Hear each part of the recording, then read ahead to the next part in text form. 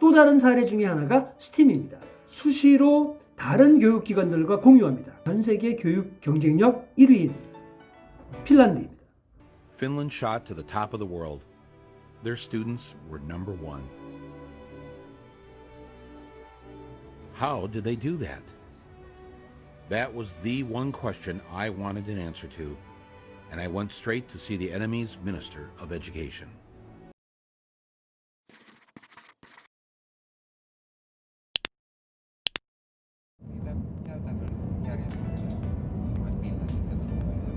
새파란 하늘과 청정한 공기가 느껴집니다.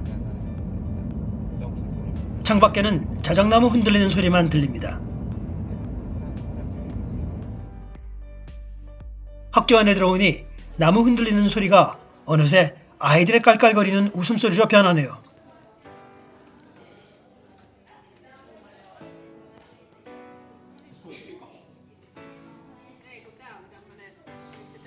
이곳 수업은 의자에 앉아서 그림 그리는 학생은 거의 찾을 수 없었습니다.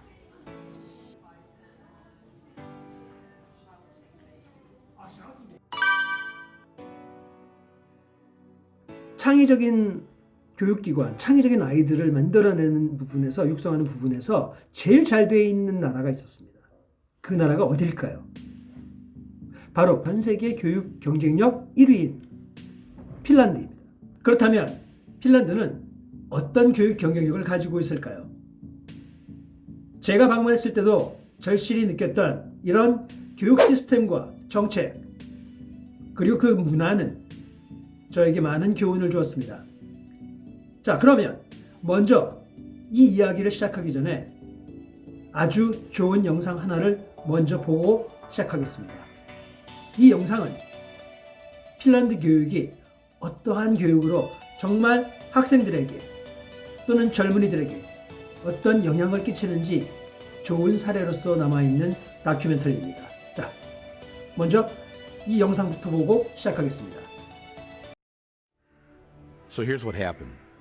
Back in the day, Finland's schools sucked on the level that ours suck on. When they tested the world's kids, both Finland and us were usually about the same, somewhere down the list of nations. But Finland didn't like that. So they tried some new ideas, and in no time, Finland shot to the top of the world. Their students were number one. How did they do that? That was the one question I wanted an answer to, and I went straight to see the enemy's Minister of Education. Before I could say anything, she blurted out their top secret.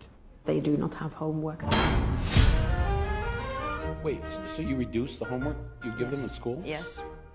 They should have more time to be kids, to be youngsters, to enjoy the life. So they have no homework. What if all they want to do is climb a tree? They could climb a tree, yeah. They can climb a tree, then they learn how to climb a tree.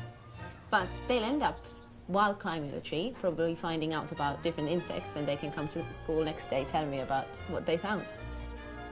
Compared to the older kids, how many hours a day do the younger ones go to school? Mondays, 3 hours. Tuesdays, 4 hours. It varies. It's 20 hours a week. So they're, oh man. Now, does this 3 or 4 hours at school include the lunch hour? Yes. How are they learning anything? How are you getting anything done? Your brain has to relax every now and then.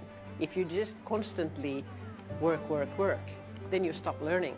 And there's no use of doing that for a longer period of time. Finland students have the shortest school days and the shortest school years in the entire Western world. They do better by going to school less. Here, it's so student-centered that when we had to redo our playground, they had the architects come in and talk to the kids. Were they listened to? Yes, there are things on our playground that the students really wanted. We try to teach them to be happy person, to respect others and respect yourself. You're concerned with their happiness. Oh yeah, What the hell do you teach? I teach math. So the math teacher says the first thing out of your mouth of what you wanted these students to get out of school was to be happy, to have a happy life. Yeah. And you're the math teacher. Yeah. When do they have their time to play and socialize with their friends and grow as human beings? Because there's so much more life around than just school. You want them to play? I want children to play. And that was the principle.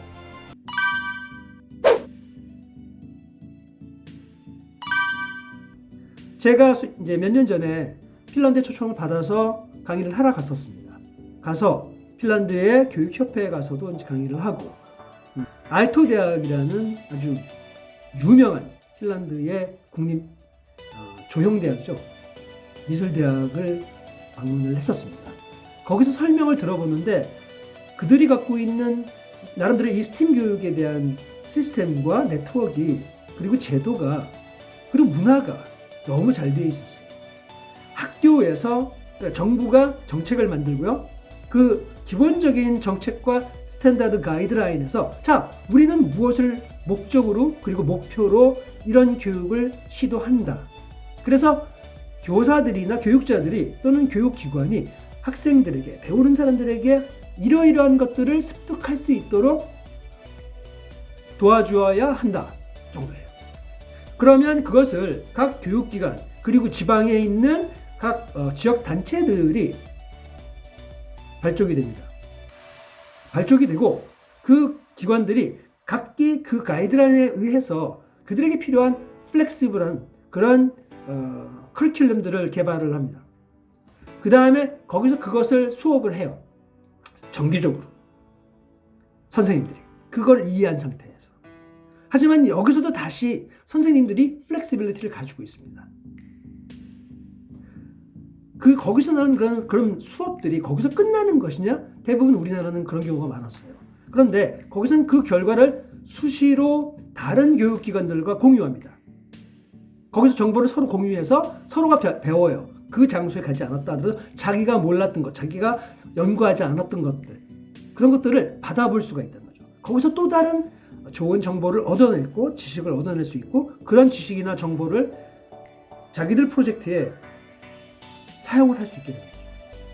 그 다음이 이제 그것을 단순히 학교에서 한정되어 있는 시설과 환경, 정보와 이런 것들에서 좀 더 풍부한 정보와 그런 것들을 얻어낼 수 있게 권역별로의 대학들이 있습니다.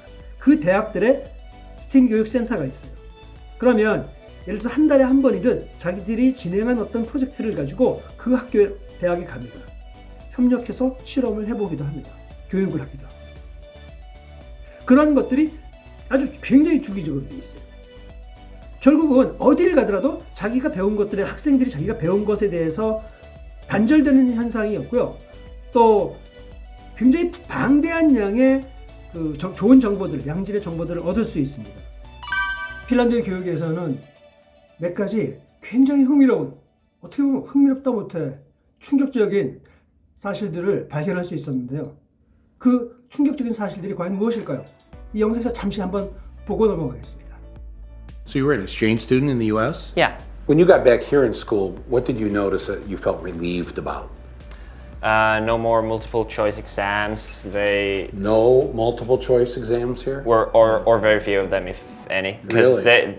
All of my exams in the US. How do you answer the question right if it isn't listed as one of the 4 choices? You write your answer. You have to know it, actually. Yeah. You actually have to know it. Yeah. How many languages do you speak? English, yeah, Swedish, Spanish. Finnish and Swedish. Finnish, English and German. French, German. Finnish and English. English, Swedish and French and Spanish. If there was one thing I heard over and over again from the Finns, it was that America should stop teaching to a standardized test. We got rid of poetry. Really? Yeah. Why? It's a waste of time. When are they ever going to learn? When are they ever going to speak as poets when they're adults? How does that help them get a job? Civics isn't even on the test. So now schools are dropping Really? civics. Yes. Civics, American civics. Okay. Unbelievable. They figure now about 1/3 of the school time the students are in school is spent preparing for the standardized test. And so they've eliminated a lot of things that aren't on the test. So music is gone, art is gone, poetry Art is is gone. Yeah, in many schools. But school is about finding your happiness, finding finding a way to learn what makes you happy. 자, 이렇듯 우리가 거의 믿겨지지 않을 정도로 굉장히 독특한 제도를 가지고 있습니다. 근데 그 제도 하에는 사실 그 문화가 잘 적응을 하고 있다는 거예요. 제가 실제로 갔을 때 모든 학교들은 따로 어떤 등록금이라든지 이런 비용들을 내지 않습니다. 사립학원이라는 것 자체가 존재를 하면 안 된다는 거예요. 불법입니다. 그래서 그들에게 공교육과 사실은 모든 것이 공교육에 속합니다. 그 교육을 통해서 모든 기회들을 얻을 수 있고요. 그 수익에 대한 부분은 정부가 50%, 그 다음 시정부가 25%, 그리고 부모님들이 25%를 지불하여 운영할 수 있게 되어 있습니다. 이 영상에서도 분명히 이야기하듯이 우리와는 너무나 다릅니다. 모든 학교가 다 똑같다. 어느 학교가 더 좋고 어느 학교가 떨어진다. 이런 논리 자체가 존재하지 않는다는 것입니다. 매우 충격적인 사실이죠. 저는 이 영상을 오늘 마치면서 이런 상상을 해봅니다. 우리 아이들이 시험도 보지 않고 숙제도 적고 수업 시간도 충분히 작게, 그래서 이 아이들이 어린이로서 청소년으로서 즐길 수 있는 시간을 제공했음에도 불구하고 전 세계 교육 경쟁력에 1위가 될 수 있었던 그 비결은 우리가 꼭 한번 되새겨 들어야 될 것 같고요. 제가 어느 핀란드의 미술학교에 간 적이 있었습니다.